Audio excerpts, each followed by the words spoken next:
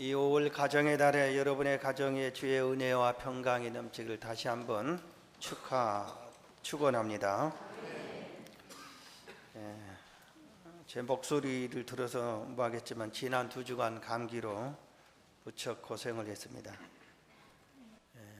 그래서 몸이 많이 회복돼서 지난 목요일 날 효도 관광, 우리 교회 효도 관광을 같이 갔습니다. 내가 안 가면 섭섭할 것 같기도 하고, 그래서 LG 그룹 회장이 초청했다고 하는 곤지암의 그 화담숲을 구경했는데 너무 좋았습니다.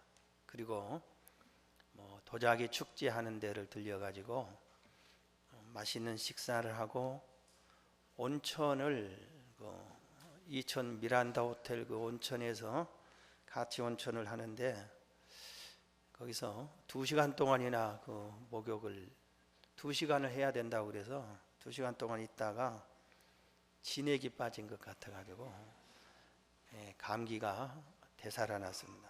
그래서 그 다음날 금요일 날 도저히 철야를 인도할 수 없어서 인도하라고 사무실에 얘기를 해놓고 오후에 이제 누워 있는데 우리 사도행전 16장 31절 이 말씀을 하나님께서 우리 성도들에게 꼭 외치라고 전해 주셔서 이 말씀 붙잡고 다시 철야 때 나와서 간증 시간에 이걸 하고 기도하고 다시 들어갔습니다. 우리 한번 함께 읽겠습니다. 시작. 이르되 주 예수를 믿으라. 그리하면 너와 내 집이 구원을 받으리라. 아멘. 주 예수를 믿으라. 그리하면 너와 내 집이 구원을 받으리라. 여러분, 이 말씀 붙잡고 5월이 21일간 남았습니다. 내일부터. 그럼 21일 동안 하나님이 특별히 가족 중에서 딱 한 사람을 붙잡고 기도하라고 했으니까 믿음 가지고 기도하면은 하나님이 들어주실 줄로 믿습니다. 믿음의 문제가 됐든 건강의 문제가 됐든 진로 문제가 됐든 여러분 주 예수를 믿어라. 그리하면 너와 내 집이 구원을 받으리라. 이 말씀 붙잡고 간절히 기도하여 승리하시기를 바랍니다. 오늘 설교 제목이 사랑의 훈계를 경히 여기지 말라. 이 가정의 달에 우리가 훈계에 대해서 말씀을 들었으면 합니다. 성경을 광의적인 의미로 표현하면은 다 하나님의 훈계의 말씀입니다. 그래서 구약은 여호와 하나님의 훈계, 신약은 예수님의 훈계, 이렇게 훈계라고 우리가 표현을 해도 틀리지 않습니다. 우리가 지금까지 살면서 내가 하나님으로부터 받은 훈계를 얼마나 지키는가, 아니면은 내가 우리 부모님이 나를 훈계할 때 얼마나 받아들였는가, 선생님이 나를 훈계할 때, 교회에서 목사님이 설교를 통해서 훈계할 때 얼마나 내가 잘 받아들였는가, 한번 우리가 자신을 살폈으면 합니다. 먼저 이 시대는 훈계를 싫어하는 시대예요. 훈계를 싫어하는 게 아니라 아주 싫어하는 사람들이 모인 시대 같다, 그렇습니다. 요새 지나가는 학생들이, 조그만한 중학생들이 담배를 피우고 있으면은 이놈들아 담배 피우면 안 돼 하면은 어떻게 됩니까? 만약에 우리 고등학생들이 누구를 때린다, 그러면 안 돼, 못된 짓 하면 안 돼 하면은 어떻습니까? 옛날 같으면 그런 일도 없었지만 그런 일을 있을 때 어른 훈계하면은 무릎 꿇고 잘못했다고 빌고 다시는 안 하겠습니다 그랬는데, 요새는 잘못 훈계했다가는 그들이 당신이 뭔데 간섭이냐고 뺨 맞습니다. 이 시대는 훈계를 싫어합니다. 그래서 청소년들만 훈계를 싫어하는 게 아니라 제가 판단할 때는 그렇지 않으면 어른들이 더 훈계를 듣지 않습니다. 부모 탓이다, 이런 생각을 해봅니다. 훈계를 받아들이지 않아요. 그래서 아무리 훈계를 해도 그 훈계를 어른들도 너나 잘해 거부해버립니다. 받아들이지를 않습니다. 그렇기 때문에 이 훈계가 내 안에 들어와서 나를 고치고 변화시키고 하나님의 은혜와 사랑으로 충만하게 하지를 못하는 거예요. 거부해버려 듣지를 않습니다. 지금 이 시간에 오늘 이런 설교를 훈계하면은 아비 자녀들아 아비들의 훈계를 받아들여라 막 그러잖아요. 이 말씀 가지고 내 자식에게 가르쳐야 되겠다. 여러분 그런 생각하는 분이 있거든요. 그러지 마세요. 바로 당신이 훈계를 안 듣는 사람이에요. 당신만 위해서 한 말씀이에요.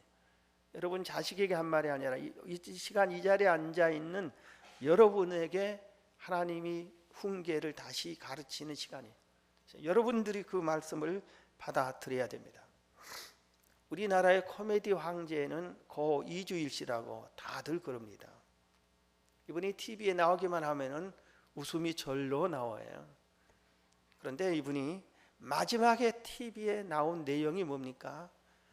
얼굴이 황달이 변해서 흑달이 돼가지고 폐암에 걸려가지고 죽음 직전에 나와서 국민들에게 금연 홍보를 합니다. 여러분 담배 끊으세요. 나한테 사랑하는 가족이 담배 끊으라고 간절히 권고했고 의사 선생님이 담배 끊으라고 담배 더 먹으면 큰일 난다고 간절히 훈계를 하고 가르치고 같은 친구들이 그렇게 얘기했는데도 나는 그들의 권고나 훈계를 듣지 않았다가 이 모양 이 꼴이 됐습니다. 여러분 담배 끊으시라니까요. 이렇게 하고 끝나고 며칠 안 가서 그 사람이 세상을 떴습니다. 성경은 이렇게 훈계에 대해서 말씀합니다. 잠언 1장 7절에 보면은 여호와를 경외하는 것이 지식의 근본이거늘 미련한 자는 지혜와 훈계를 멸시하느니라. 미련한 사람이 훈계를 멸시하는 거예요. 자, 여러분 누가 여러분들에게 훈계를 할 때에 나를 미워하는 사람이 나를 훈계하겠습니까? 그렇지 않잖아요. 나를 사랑하니까 나에게 관심이 있으니까 나 잘 되라고 훈계를 해주는 거라 이 말입니다.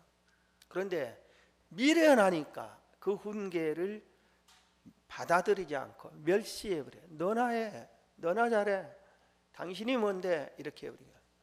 속으로 아버지나 잘하세요, 어머니나 잘하세요, 형님이나 잘하세요.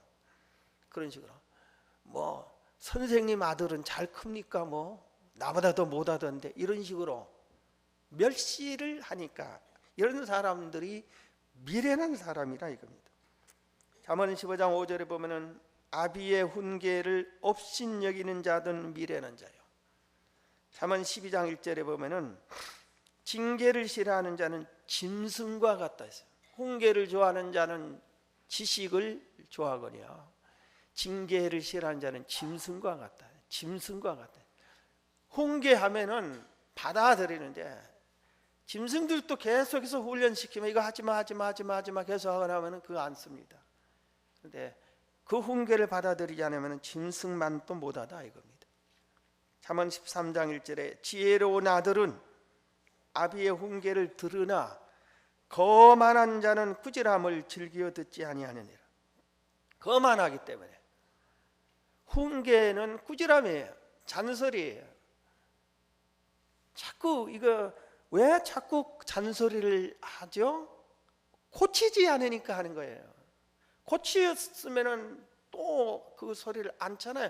안 고쳐졌으니까 고쳐야 되는데 고치지 않으니까 또 하고 그러니까 그게 잔소리 같이 들리고 꾸지람으로 들리는데 그것을 듣지 않는 이유가 거만하니까. 내 마음에 거만하니까. 여러분 내가 거만하면은 하나님이 나를 가만히 두지 않는다고 그래서 당장 무너뜨린다. 패망의 선봉이 거만하는 거예요. 교만한 거예요. 잠언 13장 18절에 보면은 훈계를 저버리는 자에게는 궁핍과 수욕이 따른다 그러죠. 가난해지게 된다. 훈계를 받아 결국 하나님이 주신 은혜와 복을 다 가져가 버리니까, 뺏기니까.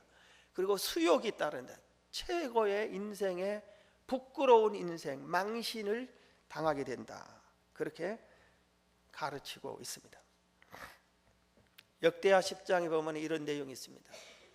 다윗 왕이 세상을 뜨고 그의 아들 솔로몬이 이스라엘의 왕이 돼서 40년을 통치합니다. 그런데 이 솔로몬 왕이 죽고 난 후에 다윗은 그의 아들 솔로몬을 하나님의 말씀으로 믿음으로 양육을 잘 시켰는데 솔로몬은 그러지 않았어요. 자기 자신도 잘 지키질 않았어요. 솔로몬이 죽고 나니까 그의 아들 르호보암이 이제 대를 이어서 왕이 되어야 됩니다. 그런데 르호보암에게 이스라엘의 어른들이 모여가지고 이렇게 건의를 합니다. 왕이시여, 르호보암이여, 당신 아버지 솔로몬은 우리에게 너무나 무거운 짐을 지게 했습니다.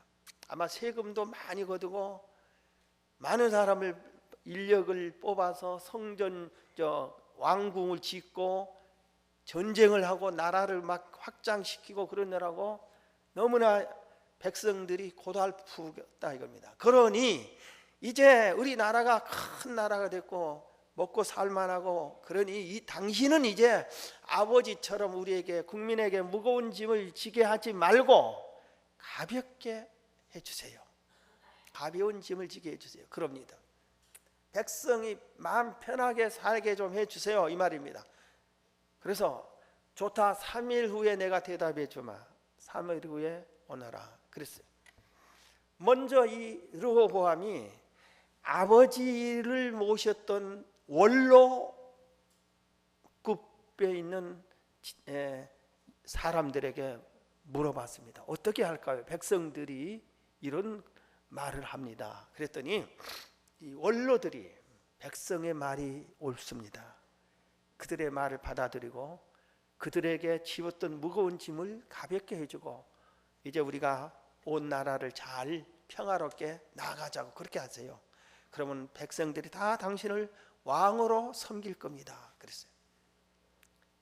그런데 이 르호보암이 원로들의 의견만 들은 게 아니라 자기 친구들, 젊은 같이 공부했고 같이 됐던 젊은 학자들에게 또 물어봤더니 이들은 반대로 얘기해. 정반대로. 그러지 말라고. 아버지보다 더 무거운 짐을 지고 더 무섭게 다스려야 돼.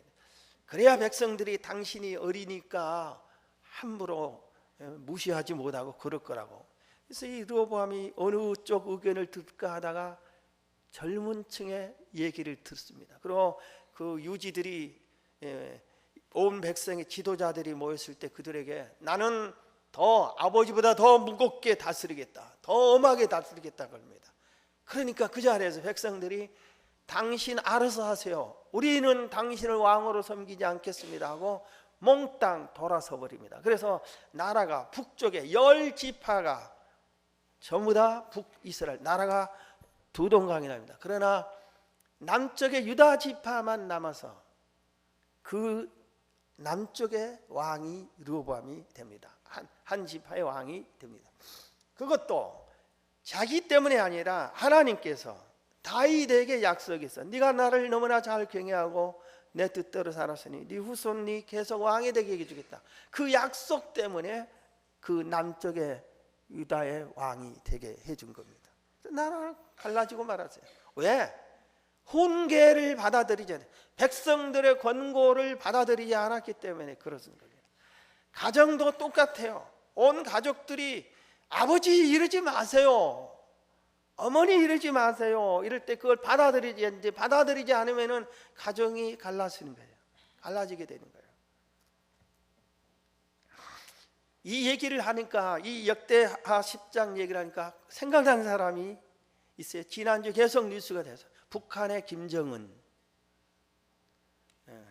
현영철이라고 하는 북한 인민무력부장이라고, 우리나라로 말하면 군인의 총수 중에 제일 높은 사람 중에 아마 두 번째, 세 번째 높은 사람이에요. 근데 이 사람을 죽여버렸다고 그래요. 사람들 보는 앞에서 총 쏴 죽이고 불로 태워버리고 흔적도 없게 해버렸다고 그러죠. 그리고 이 김정은이 자기를 아버지 김정일 대를 이어서 북한의 왕으로, 북한의 주석으로 세워준 가장 큰 공로자가 자기 친고모부 장성택이잖아요. 그 사람이에요. 근데 이 사람도 죽여버렸죠. 그런데 원인이 두 사람 다의 가장 큰 원인 중에 하나가 뭐냐면은 자기 말을 어린 자기한테 훈계한다고. 고모부가, 조카가 어린 것이 20대 초반에 그 어린 것이 나라를 이끌어가는데 아주 혈기방장하게 멋대로 하려니까 그러면 안 된다고. 나라를 위해서 아마 이렇게 충고해주고 권면해주고 하는데 이게 나를, 고모부가 나를 알기를 우습게 한다고. 그리고 그냥 죽여버리고 또 이렇게 권면하는, 아버지 때부터 나라를 지켜온 그 원로 지도자를 죽여버린다는 거예요. 아마 뭐 모르긴 몰라도 김정은의 말로는 비참하고 금방 무너지지 않을까, 이런 추측을 해보는 것입니다. 훈계를 싫어하는 자에게 성경은 이렇게 경고를 하고 있어요. 잠언 1장 7절, 여호와를 경외하는 것이 지식의 근본이거늘 미련한 자는 지혜와 훈계를 멸시하느니라. 내 아들아, 8절, 내 아비의 훈계를 들으며 내 어미의 법을 떠나지 말라. 이렇게 간절히 그렇게 얘기해요. 그러면서 잠언 1장 24절부터 보면은 이런 내용이 있어요. 24절부터 내가 불렀으나 너희가 듣기 싫어하였고 내가 손을 폈으나 돌아보는 자가 없었고 도리어 나의 모든 교훈을 멸시하며 나의 책망을 받지 아니하였은즉. 그러니까 하나님께서 계속 훈계를 했는데도 훈계를 듣지 아니했기 때문에 26절, 너희가 재앙을 만날 때 내가 웃을 것이며 너희에게 두려움이 임할 때 내가 비웃으리라. 너희의 두려움이 광풍같이 임하겠고 너희의 재앙이 폭풍같이 이르겠고 너희에게 근심과 슬픔이 임하리니 그때 너희가 나를 부르리라. 그래도 내가 대답하지 않겠고 부지런히 나를 찾으리라. 그래도 나를 만나지 못하리니 대저 너희가 지식을 미워하며 여호와 경외하기를 즐거워하지 아니하며 나의 교훈을 받지 아니하고 나의 모든 책망을 업신여겼음이니라. 하나님의 교훈과 책망, 훈계를 업신여기고 거만하게 받아들이지 않고 멸시한 결과가 재앙이 임할 것이다. 그런데 재앙을 만날 때 나는 너를 잘 만났다 이놈아, 그렇게 비웃을 것이다. 그렇게. 그리고 큰 두려움이 올 것이고 근심과 슬픔이 임할 것이고 그때 네가 정신 차린다 해가지고 나한테 부르짖어 기도해도 듣지도 않을 것이다. 얼마나 무섭게 경고하는지 모릅니다. 사랑하는 성도 여러분, 여러분 평소에 훈계를 받아들이는 스타일입니까? 거부하는 스타일입니까? 지금부터라도 마음을 바꾸세요. 나는 모든 훈계를 받아들여야 되겠다. 받아들이는 사람이 되셔야 되는 겁니다. 그럴 때 내 가는 길이 평탄한 겁니다. 하나님의 은혜가 임하는 거예요. 여러분, 지금에도 이런 말하면 내 자식에게 꼭 전해줘야 되겠다 그러지 말고 여러분이 들으라니까. 여러분의 부모가 그동안 제일 많이 잔소리했던 것이 뭡니까? 그게 가장 귀한 훈계입니다. 부모님이 세상 떴다? 아니에요. 세상 떴어도 살아생전에 여러분들에게 가장 많이 했던 기억나는 꾸지람 잔소리가 있을 거예요. 그게 고쳐야 돼요. 지금도 안 고쳤을 거예요. 고쳐야 돼요. 그걸 찾아내서 고치고 변화를 받아야 내가 하나님의 은혜를 받는 겁니다. 여러분, 훈계를 받아들이시기를 주의 이름으로 축원합니다. 자, 그러면 훈계를 받아들인 자에게 하나님이 어떤 은혜를 베풀어 주는가? 지금은 또 꼭 70년 전입니다. 우리가 올해가 광복 70주년이다. 70년 전에 1945년 8월 6일 날 일본이 히로시마의 도시에 원자폭탄이 떨어졌습니다. 1945년 8월 6일 오전 8시 15분에 원자폭탄이 떨어졌어요. 원자폭탄이 떨어져서 거기에 그 도시가 인구가 25만 명이에요. 그런데 7만 명이 즉시 죽고 조금 있다 7만 5천 명이 원자폭탄에 파편, 피폭 이걸 받고 또 죽고, 그리고 살아있는 사람들도 많은 사람들이 그 후유증으로 병을 앓다가 다들 죽어가고 있었어요. 그래도 일본이 항복을 안 했어요. 왜 일본에다 그걸 원자폭탄을 터뜨렸어요? 가만히 있는데 그런 겁니까? 아니잖아요. 그 나라가 우리나라도 공격하고 미국도 공격하고 막 전쟁을 일으키고 남의 나라를, 가만히 있는 나라를 공격하고 우리나라는 이미 점령해 버렸고 계속 그렇게 했잖아요. 중국을 공격하고 이러니까 미국에서 폭탄을 터뜨린 거예요. 그러면 항복하지 않으니까 바로 또 나가사키에다가 원자폭탄을 터뜨렸어요. 거기서 또 7만 명이 즉시 죽고 또 계속 그렇게 죽었습니다. 아마 8년 전일 거예요. 제가 노원구 기독교 교회 연합회장에 있을 때 목사님들 수련회를 일본으로 갔어요. 그 나가사키에 그 가면 평화공원이, 원자폭탄이 툭 떨어진 거기에 평화공원을 조성했어요. 그리고 기념관을 만들어놨어요. 거기에 막 녹아진, 원자폭탄에 의해 녹아진 가재 도구님이 시간이 멈춰졌던 그 시계도 떡 있고 여러 가지 있어요.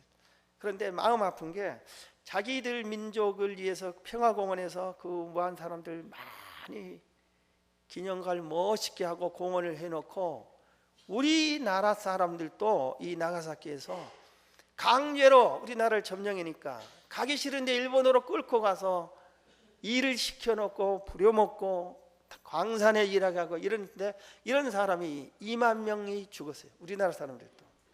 그런데 우리나라 조선인의 그 추모비는 세워지지도 않은 거예요. 그런데 뜻 있는 일본인들이 모금해가지고 거기다가 추모 비석을 하나 한쪽에다가 이렇게 세워놨어요. 그래서 우리는 거기를 갔다 왔어요. 거기. 그런데 보세요.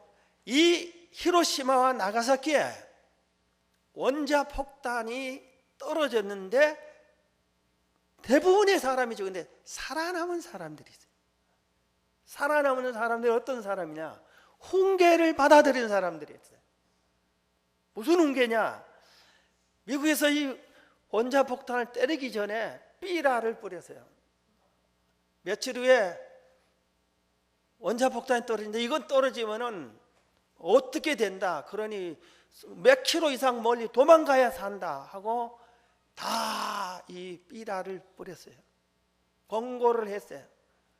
그런데 그 사람들이 그때 비행기가 부응해봐야 대여섯 명 죽고 집안채나 폭파되고 대포가 펑 쏘면 몇 명 죽고 그런 시대에 무슨 몇십만 명이 죽고 도시가 깨지고 그런 폭탄이 있을 리가 없다고 받아들이지를 않고 있던 그들이 다 죽고 도망간 사람, 훈계를 권고를 받아들인 사람은 살아남았다 이겁니다. 여러분, 나만 장군이 엘리사의 권고를 받아들여서 요단강에서 목욕을 하니까 나음을 얻은 것처럼 니느웨 성 사람들이 요나가 외칠 때 그 경고의 말씀을 받아들이니까, 그리고 회개하니까 재앙이 임하지 않은 것처럼 훈계를 받아들이지 않으면은 재앙이 물러가는 겁니다. 할렐루야. 우리의 앞길에 평안이 오는 겁니다. 잠언 2장을 보면은 이런 내용이 납니다. 1절에 내 아들아 내가 만일 나의 말을 받으며 나의 계명을 내게 간직하며 내 귀를 지혜에 기르며 내 마음을 명철에 두며 지식을 불러 구하며 명철을 얻으려고 소리를 높이며 은을 구하는 것 같이 그것을 구하며 감추어진 보배를 찾는 것 같이 그것을 찾으며 찾으면 여호와 경외하기를 깨달으며 하나님을 알게 되리니 대저 여호와는 지혜를 주시며 지식과 명철을 그의 입에 내심이며 그는 정직한 자를 위하여 완전한 지혜를 예비하시며 행실이 온전한 자의 방패가 되시나니 대저 그는 정의의 길을 보호하시며 그 성도의 길을 보존하려 하심이니라. 하나님의 훈계, 하나님의 계명, 하나님의 명령을 받아들이고 지켜 순종하면은 하나님을 알게 해준다. 하나님이 그 사람에 나타나 주신 거예요. 하나님을 알게 해주고 지혜를 얻게 되고 하나님이 방패가 되어주시고 위험한 세상에서 보존해 주신다 약속한 겁니다. 여러분 자녀들에게 차 조심해 그걸 가르치기 전에 하나님 잘 믿어, 하나님 여호와를 신뢰해라. 그럴 때 그 하나님이 너를 보존해 줄 것이다. 그렇게 가르쳐야 되는 거예요. 우리는 하나님은 가르치지 않고 차 조심하라고, 여호와 하나님을 섬기라, 네 인생이 평탄할 것이다. 그거를 자녀에게 가르치지 않고 공부 잘하면 성공한 줄 알고 공부 잘하라고 그렇게 하고, 건강하려면 운동을 하라. 죄를 짓지 않아야 건강한데 죄를 짓지 말라 그러진 않고 운동해야 건강한다 이렇게 하고, 잘못 가르치고 있고 잘못 알고 있어요. 우리는 훈계를 잘못 전하고 있어요. 잠언 3장은 잠언의 오복입니다. 자, 우리 교독하겠습니다. 제가 한 절, 여러분이 한 절. 1절에서 10절까지. 잠언 3장 1절. 내 아들아 나의 법을 잊어버리지 말고 내 마음으로 나의 명령을 지키라.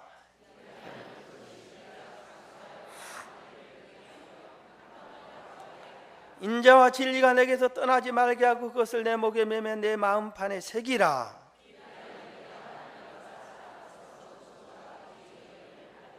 너는 마음을 다하여 여호와를 신뢰하고 내 명철을 의지하지 말라.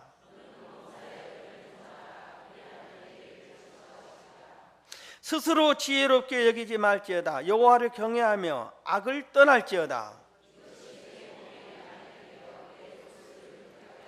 내 재물과 내 소산물의 처음 익은 열매로 여호와를 공경하라.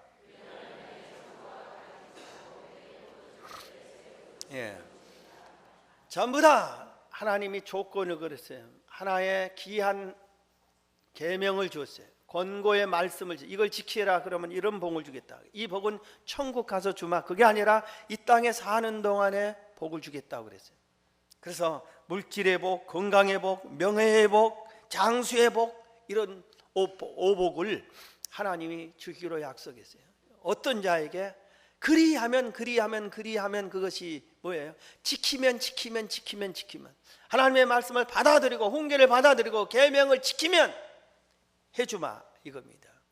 아무리 말해도 듣지 않으면 소용이 없다 이겁니다. 훈계를 모르는 사람이 어디 있어요? 도둑질하지 말라 모르는 사람이 어디 있어? 싸우지 말라 모르는 사람이 어디 있어? 안 지키니까 도둑질하고 싸우고 그러잖아요. 오늘 본문을 다시 한번 보십시다. 잠언 4장. 아들들아 1절. 아들들아 아비의 훈계를 들으며 명철을 얻기에 주의하라. 내가 선한 도를 너희에게 전하노니 내 법을 떠나지 말라. 그렇게 말씀하세요. 제발 훈계를 들으라. 내 법을 떠나지 말라 이겁니다. 그러면 어떻게 준다 해서 4절에 보면은 그리하면 너는 살 것이다. 그리하면 살. 5절에 너를 보호주고 지켜주겠다. 8절은 영화롭게 해주겠다. 9절은 면류관을 쓰게 해주겠다. 22절에 보면 13절 우리 먼저 다 같이 봅시다. 잠언 4장 13절 우리 함께 읽습니다. 시작. 훈계를 굳게 잡아 놓치지 말고 지키라. 이것이 내 생명이니라. 훈계를 굳게 잡아 놓치지 말고 지켜라. 이것이 내 생명이니라. 20절부터 보면은 내 아들아 내 말에 주의하며 내가 말하는 것에 내 귀를 기울이라. 그것을 내 눈에서 떠나게 하지 말며 내 마음속에 지키라. 그것은 그 얻는 자에게 생명이 되며 그의 온 육체의 건강이 됨이니라. 모세가 죽고 난 후에 여호수아에게 하나님께서 아주 귀한 권고의 말씀을 줍니다. 여호수아서 1장 6절 이하에 보면 강하고 담대하라. 너는 내가 그들의 조상에게 대하여 그들에게 주리라 한 땅을 이 백성에게 차지하게 하리라. 오직 강하고 극히 담대하여 나의 종 모세가 내게 명령한 그 율법을 다 지켜 행하고 우로나 좌로나 치우치지 말라. 그리하면 어디로 가든지 형통하리니 이 율법책을 내 입에서 떠나지 말게 하며 주야로 그것을 묵상하여 그 안에 기록된 대로 다 지켜 행하라. 그리하면 내 길이 평탄하게 될 것이며 내가 형통하리라. 여호수아는 하나님이 훈계한 이 말씀을 지켜 행합니다. 그러니까 그의 가는 길이 평탄하고 형통하고 약속한 대로 그 가나안 땅을 정복해서 차지하고 이스라엘 백성들에게 나눠주는 일까지 다합니다. 하나님의 훈계의 말씀을 지키니까 받아들이고 기억하고 그냥 지키다가 잊어버린 것이 아니라 끝까지 지켰기 때문에 그런 역사가 나타난 겁니다.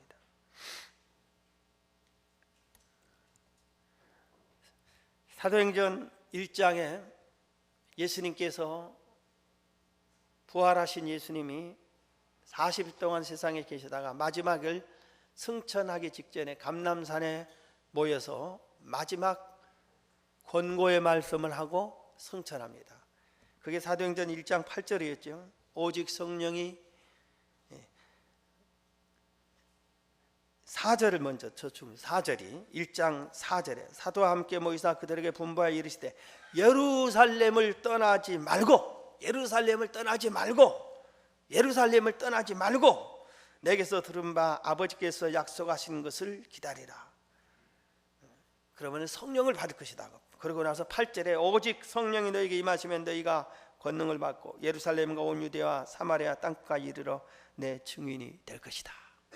그리고 승천했습니다. 그런데 500명이 이 예수님의 마지막 권고를 들었는데 반이 더 넘는 많은 380명이나 예루살렘을 떠나지 말고, 예수님이 강국이에요. 예루살렘을 떠나지 말고 하나님께 약속한 성령을 달라고 구해라.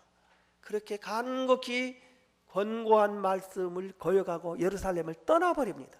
380명이 예루살렘을 떠나버려요. 하나님의 말씀을 저버립니다. 주님이 그렇게 간곡히 얘기한 말을 기억도 안 합니다. 꼭 이런 자식들이 있어요.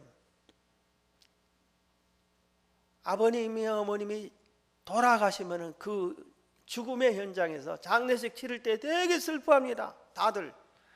그리고 아버님 뜻을 잘 받들어야지 그렇게 합니다. 그런데 그게 1년도 못 가. 그 생각 1년도 못 가. 그리고 지멋대로 살아버립니다. 아버님이 이렇게 말씀하셨는데, 어머님이 이렇게 말씀하셨는데 그걸 기억 안 해. 지멋대로 살아버리는 거예요. 그러니까 형제간에도 싸우고, 세상에서 오늘 하나님의 훈계를 받아들이지 않으면 재앙도 임하고 폭풍도 임하고 두려움도 임하고 큰 슬픔과 근심거리가 찾아오고, 그런 것처럼 세상에 아주 평탄하지가 않는 거예요. 기억을 하고 그 말씀을 지켜서 행하면 되는데 안 했기 때문에.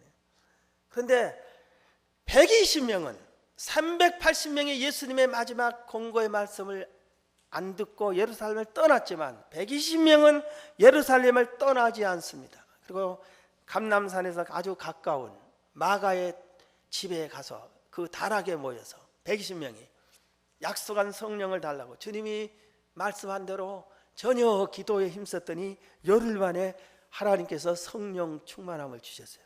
할렐루야. 그래서 자기들의 인생이 변화된 겁니다. 사명이 바뀌어지고 새 소망을 얻고 힘을 얻고 내가 어떻게 살아야 할지 사명을 발견한 겁니다. 사랑하는 성도 여러분, 말씀을 마치려고 합니다. 여러분이 가장 기억나는 훈계가 뭡니까? 부모님이 훈계 중에 어느 것이 가장 기억납니까? 여러분이 오랫동안 학교를 다녔는데 어느 선생님의 말씀이 가장 눈에 띕니까? 스승의 날이라고 카네이션이 제게 몇 개 왔는데 내 스승을 생각해 봤어요. 생각나는 선생님이 몇 분 계세요. 정말 그분이 그 말이 내 마음에 자리 잡아서 내가 있었구나. 그 선생님들이 정말 고마운 선생님이에요. 여러분, 설교를 들을 때 많이 은혜 받고 깨달음을 얻었을 때 그건 바로 훈계인데, 그것을 실천에 옮기고 어느 것이 제일로 그동안 내가 신앙생활하며 설교 듣는 것 중에 어느 것이 나를 제일로 강하게 기억에 남습니까? 그것을 지켰나 한번 생각해 보십시오. 훈계를 받아들이는 여러분이 되시기를 주의 이름으로 축원합니다.